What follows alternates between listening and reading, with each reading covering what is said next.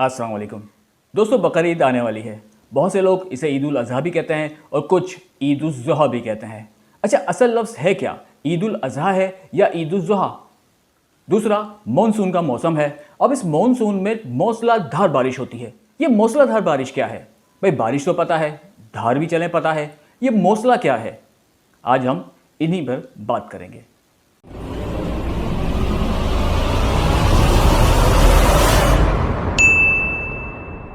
जनाब, तो भाई बकरीद का सीज़न चल रहा है। अब कहते हैं इसको बकराईद बकराईद। अब भले आप इसमें गाय काटें, लेकिन कहलाएगी ये बकराईद। कुछ लोग बकरीद भी कहते हैं। बकर अरबी में गाय को कहते हैं, तो उससे लफ्ज़ निकला है बकर ईद। वो हमारे यहाँ चेंज होकर थोड़ा सा चलते चलते वो बकर ईद से बकराईद हो गया। अच्छा, ये तो हो गया वो आम बोलचाल में जो हम इस्तेमाल करते हैं, लेकिन लिखने में जो अल्फाज इस्तेमाल करते हैं वो है ईद उल ज़ुहा या ईद उल अज़हा। अब सही कौन सा है, ईद उल ज़ुहा या ईद उल अज़हा? अरबी में एक लफ्ज़ है अज़ीहा।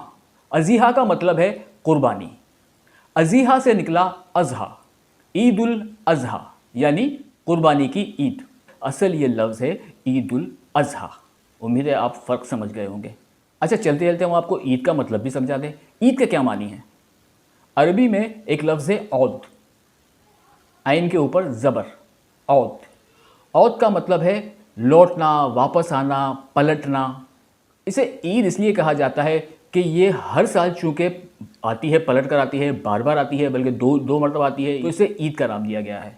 अब आप कहेंगे कि भाई ये तो साल के सारे ही दिन पलट कर आते हैं, तो बस ईद इसके लिए मखसूस कर दिया गया है। इसका मतलब है ईद यानी पलट कर आने वाला दिन। अच्छा, अरबी में एक और लफ्ज़ भी है ऊद, आयन वाव दाल, आयन के ऊपर पेश लगती है। ऊद दरअसल एक खुशबूदार लकड़ी है जिसे जलाया जाता है खुशबू पैदा करने के लिए। से जब जलाया जाता है तो उससे खुशबू निकलती है। उम्मीद है आप ईद उल ज़ुहा और ईद उल अज़हा में फ़र्क समझ गए होंगे। असल लफ्ज़ जो है ईद उल अज़हा है, ईद उल ज़ुहा नहीं है। बहुत सी जगह पर देखा होगा आपने, टेलीविज़न के ऊपर, अखबारों में। और तीसरी चीज़ हमारे पढ़ने की जो है वो व्हाट्सएप ही है। इसके अलावा तो खैर कहीं नहीं पढ़ते नहीं है, या फेसबुक पे पढ़ लिया हमने कोई, इसके अलावा तो मुताला उताला रहा नहीं हमारा।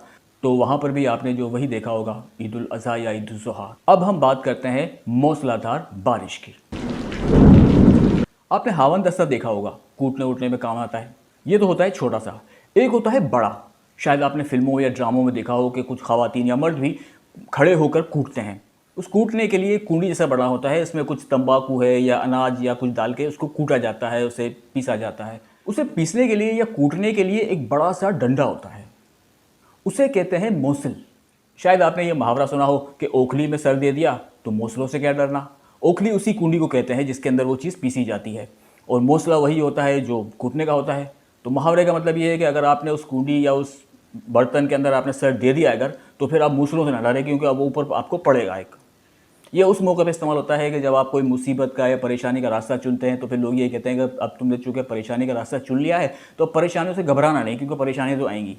अच्छा, अब दोबारा आते हैं मूसलाधार बारिश के ऊपर। तो मौसल तो वो हो गया डंडा बड़ा कूटने वाला।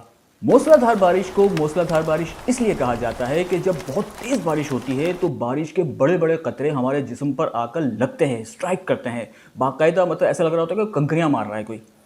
तो वो मुहावरतन कहते हैं कि वो बारिश के जो कतरे हैं वो बिल्कुल मौसलों की तरह पड़ते हैं, यानी कि जिस्म पर लगते हैं कि यूँ लगता है जैसे बारिश जो है वो मौसलों की बारिश हो रही है, यानी वो डंडे बरस रहे हैं, वो कूटने वाले डंडे वो बरस रहे हैं। तो इसलिए उसे कहता है मूसलाधार बारिश, यानी मौसले बरस रहे हैं आपके ऊपर और आपको लग रहे हैं।